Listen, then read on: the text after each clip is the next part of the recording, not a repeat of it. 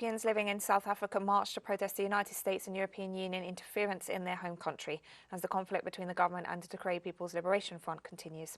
Our collaborator, Kaleva Banganayi, brings us the details.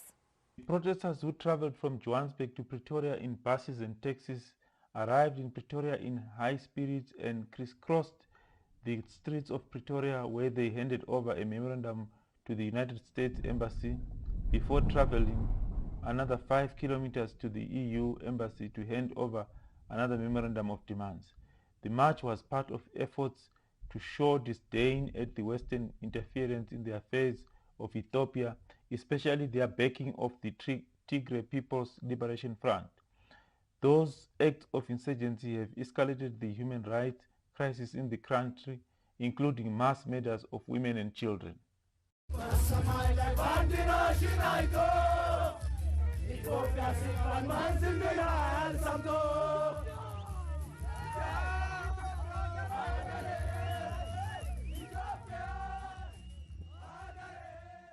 After handing over a memorandum of demands to the EU Embassy, they sang as they assembled to listen to a message of solidarity from the youth of South Africa, and this is what their leader had to say. Ethiopia is the last country not colonized in this continent.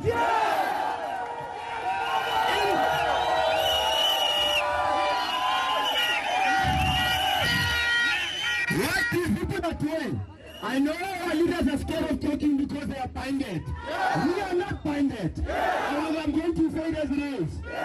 Our leaders are scared of telling the rest of the world where to go. I will tell them, you must go to hell.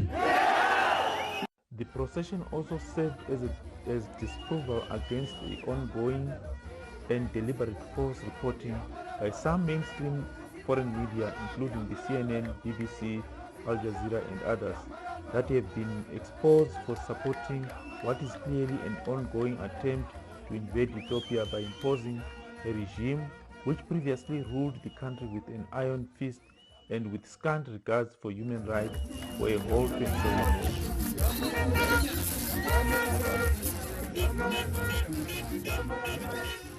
As they left the embassy, these protesters, they sang Ethiopian liberation songs and warned the EU and the USA to stay away from Ethiopia and stop supporting the TPLF. For teleSUR English, I'm Kaleva Banganayi reporting live from Pretoria, South Africa.